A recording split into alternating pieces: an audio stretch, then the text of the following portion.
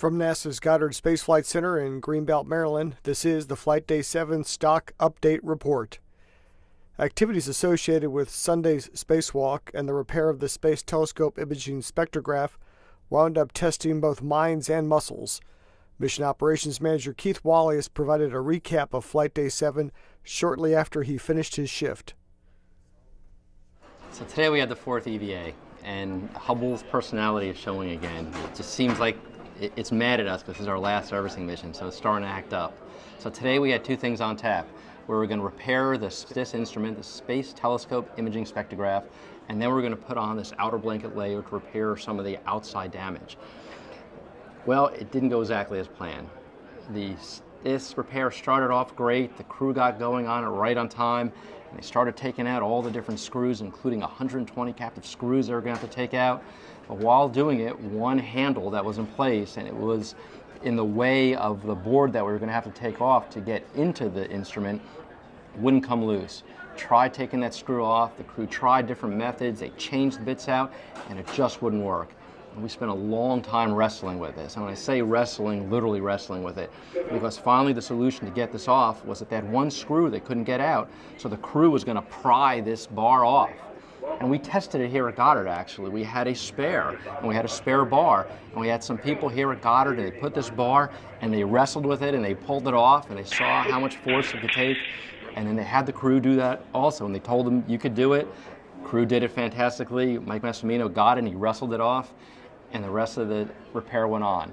We lost a lot of time. We lost about an hour and a half doing that, but it all got done, it all got accomplished, and I'm really happy to say that we now have the STOCC instrument working again. We did our aliveness test, and it's working perfectly. So here, just like last night with ACS, another instrument that was not working has now been repaired again.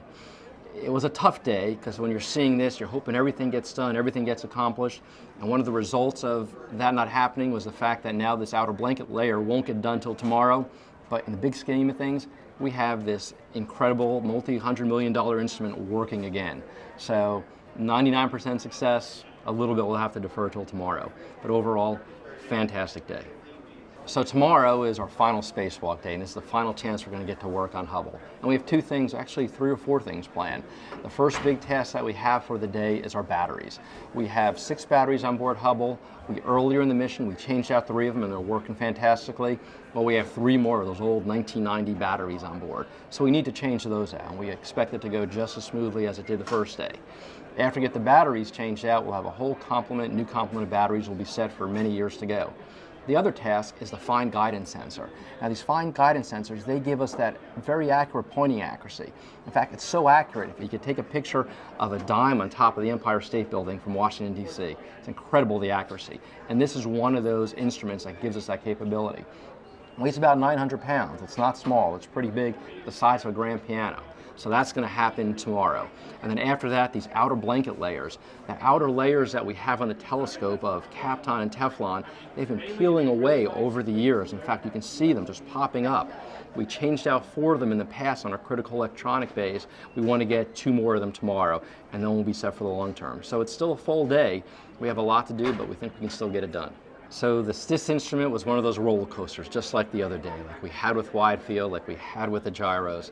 It was really painful to watch, to see Mass struggling with that, trying to get it done. And he just wanted to help him, but there's so much we could do from our side.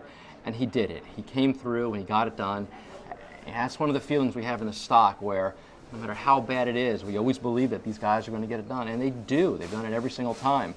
And then when we had that aliveness test, it was just that euphoric feeling again, just like we had last night with ACS. An instrument that's been dead for a while, it's working again, and it's going to do super science again in the future. The 5th and final spacewalk of STS-125 will focus on a trio of activities associated with extending Hubble's operating life. As Keith mentioned, first up for astronauts John Grunsfeld and Drew Feustel will be installing the second battery module unit, or BMU. Each battery module unit contains 3 batteries. The first BMU was installed during the second spacewalk. Hubble has operated on its original batteries since deployment from the space shuttle in 1990.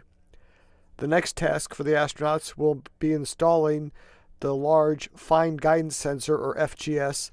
The FGS is an optical sensor that will be used on the Hubble to provide pointing information for the spacecraft. We're going to put in a new fine guidance sensor to take the place of one that has shown evidence of failing and not being long for this world. Well, the fine guidance sensors actually are the components that find the particular observation. And they pick two guide stars very close to what is being observed. And the fine guidance sensors then zero in on those guide stars. They lock in on them, and now you know you're pointing in the right place in the sky. And then it transfers over to the rate sensor units, the gyroscopes, to hold it steady on that object.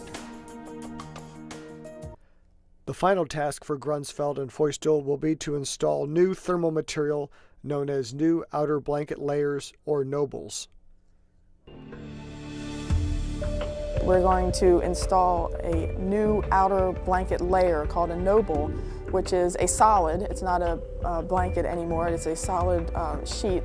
We designed a new outer blanket layer that can either lay on top of the degraded blankets, just cover them up, or we will take off the blanket in order to install a new radiator against the bay door. And this is a very weather-resistant new outer blanket layer that we have designed, so it should not degrade appreciably for the next 15-20 years. So at the end of this servicing mission, where we've installed new cameras and upgraded all of this infrastructure, the whole point of this is that the Hubble Space Telescope will be better than it's ever been in its history and will continue to produce this breathtaking and amazing science well into the next decade. With over 30 hours of spacewalking time now in the record books, Atlantis' crew is in the home stretch with one more EVA tomorrow and then deployment of Hubble on Tuesday.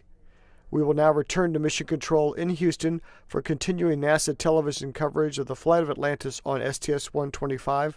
Up next on NASA TV will be the first airing of the Flight Day 7 highlights package.